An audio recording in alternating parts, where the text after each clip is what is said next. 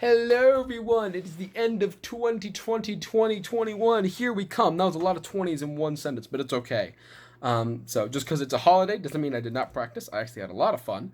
I played through the euphonium solo in second suite in F, which was definitely a huge throwback to when I played it in freshman year, but obviously I didn't play euphonium, I played tuba. But the euphonium solo is just so beautiful. It's like the euphonium solo of every euphonium player's dreams. It's not perfect. I'm not a euphonium player, so I did my best, and it actually sounds pretty okay. Also, sorry you can't hear the recording that well. I turned it up like as loud as I could. It was really loud for me, but for some reason, the recording is super quiet, so that was great. I took the Colonial Song conducting video I did a few episodes ago. What was it last episode? I don't remember. That video of me conducting Colonial Song, I put that in here. And I also put a piano recording of the piano version of Colonial Song, and there's the video of me talking about the differences, what I liked, what I noticed, because they are actually quite different, even though melodically and harmonically they're mostly the same. So that was really awesome. And then last thing is another throwback to kind of end off the year. I played through Sinfonia, which was a piece that we played in Wind Symphony my junior year, even though it was technically still this calendar year, so it's still 2020. And it was such a fun piece to play. A lot of people didn't like it, but I just liked how it grew. There's a lot of fun low brass parts, like the ba bum bum bum ba bum bum bum bum bum ba bum ba bum bum bum ba bum bum. There's some banger parts in there, and just the bum bum bum bum bum bum bum. It was a pain to time, but once it's timed and it's locked in, it feels great. So I played through that, and that was a lot of fun. So yeah, last episode of 2020. I'm very excited for what 2021 has to offer. So I hope you guys have a good new year and enjoy episode 7. Yeah, episode 7.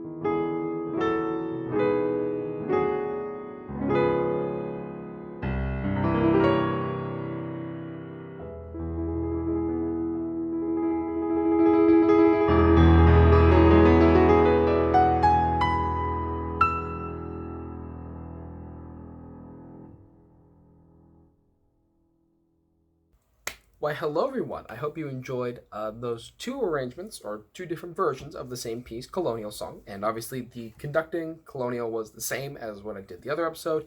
But the piano one is just an amazing, amazing performance. I want to just talk about what's different with them, even though melodically and harmonically they're mostly the same, and how the pieces can be interpreted differently. So one of the things that I love about the piano rendition is that it's very, I think Mr. Aidan put it best, it's very patient. Where we have ba na na na na na, like there's this pause, just waiting for it to resolve. It's on a dominant or something like that, and it's just amazing. Um, and the band version does get some of that in there, but just the fact it's just silence, because normally a lot of times there's like a little bit of sound that dies off. Just the overall flat silence is less, which I think contributes to why the effect is more effective in the piano version. And one of the limitations of the piano version, which I think really makes the band version excel, is the range of dynamics. There's some huge moments. There's just a huge moment with the entire ensemble. There's a very loud, piercing soprano solo somewhere in there, and if you listen to the recording, you know exactly where it is. And I think that really works to its advantage. And the piano is kind of limited. You can only do so much in terms of dynamics on piano, which is one of the limitations of it. And one of the things that I just noticed is that the feel and like how I interpret the songs is completely different. Like the piano rendition of Colonial Song is much more, it sounds stupid, it's just very chill. It's something that's calming, it's peaceful. You get that sense of home. Just the very beginning of it is just so, it's so great. It's so subtle. It's so, what's the word? It's not fragile, but it's beautiful, and I love it. And not to say that the band piece is bad, the band piece is much more dramatic musically. When I mean dramatic, it's like, if you think of a piece of music that's like, American Elegy is a very dramatic piece of music. There's a lot of emotions that you go through on the course of the journey of the piece. And with dynamics and harmony, there's a lot of drama there, of tension and release and harmonic resolve and things like that. Obviously, the harmony is the same, but how the harmony is executed makes the band version seem a lot more dramatic. I think also one of the super effective things in the band arrangement is the different timbres of the solos. So you have the soprano solo, you have the first flugelhorn solo, you have the trumpet solo later. Like, there's just so many great moments. And the fact that all the timbres are different really sets each one apart. So even though they might be the same melody or similar, you kind of set those apart in your mind. And I really like that, especially the first flugelhorn solo. I love that one. And the endings. One of the first reasons I had even talked about this piece is because when I saw the band recording, I loved how creative the ending was. Of just, there's this huge chord, and then like they just start dropping out, and the sound kind of just dies to nothing. And then I actually started to grow and appreciate the rest of the piece. But the ending was kind of the big thing for me when I first listened to it. So in the piano version, how do I put it? If you've seen Soul, it's kind of like the moment that he describes. But it's just something that's so ethereal. There's just this trill, and it's like, like, it's just the way those notes over this like just amazing, just ethereal trill on this note is amazing, and it's super powerful, but it's not the same effect. The band effect, I think, is more of like this huge moment, and then it just kind of dies off, and it's just dying. I love that effect too, but they're completely different and what they're trying to achieve. But they also work for the vibe. Oh God, I hate using the fact I'm using the word vibe. The vibe, the feel of each piece. Each ending works with the feel of each piece, respectively. And the last thing is just that I love the harp-like sound of the piano. There's certain moments where it just sounds amazing, and something that the band recording either is a mistake and it's just that's how it sounds, or if it's trying to replicate the piano version. I don't know what it's called, but like you have a chord and there's like the squiggly line on the side, and you go, I don't know what the actual sound is, but it's just like, instead of playing the chord simultaneously, like you just build it up like I think that effect is super powerful, and he uses it a lot in this piece. And obviously, because the melody note's always on top, the harmony, it just leads to it. Like,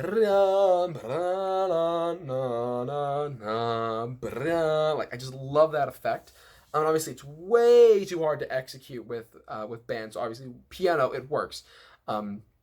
I think that's such a great effect, and how the harmony and the melody play in. The harmony is always leading to the melody rhythmically and harmonically. The harmony backing the melody is kind of guiding it, but also rhythmically, how all the other notes in the harmony are leading to the melody. I think it's a really cool effect that's used very well. So yeah, that's my thoughts on both the band and piano version of Colonial Song.